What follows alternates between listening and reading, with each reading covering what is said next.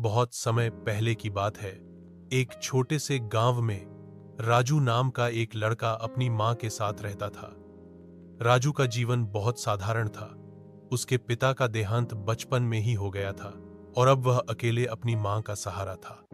उसकी मां बीमार रहती थी और राजू दिन भर खेतों में या लोगों के घर छोटे मोटे काम करके कुछ पैसे कमाता, जिससे 2 वक्त की रोटी और दवाई का इंतजाम हो सके। राजू बहुत मेहनती था, लेकिन किस्मत उसकी परीक्षा ले रही थी।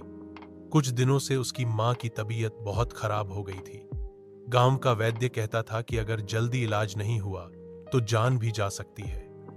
लेकिन राजू के पास न दवाई के पैसे थे, न कोई सहारा। वह बहुत परेशान था।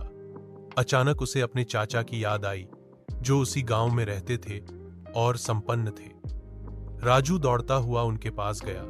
आंखों में आस और दिल में उम्मीद थी। चाचा जी, मां की तबीयत बहुत खराब है।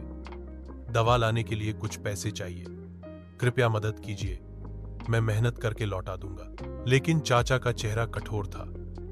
उन्होंने कहा, राजू, मेरे पास फालतू पैसे नहीं है, तुम खुद ही अपना इंतजाम करो।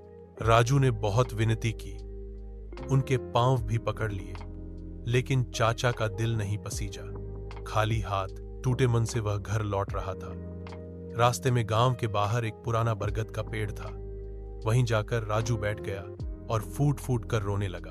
तभी अचानक एक तेज रोशनी उस पेड़ के पास फैली और उसमें से एक वनदेवी प्रकट हुई। वह सुनहरी आभा से चमक रही थी और उनकी आंखों में करुणा थी। वनदेवी ने कहा, राजू, तुम क्यों रो रहे हो?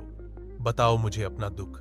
राजू ने सच्चाई से सब कुछ बता दिया, अपनी मां की हालत, पैसे की कमी और चाचा का इनकार। वनदेवी मुस्कुराई और अपनी झोली से एक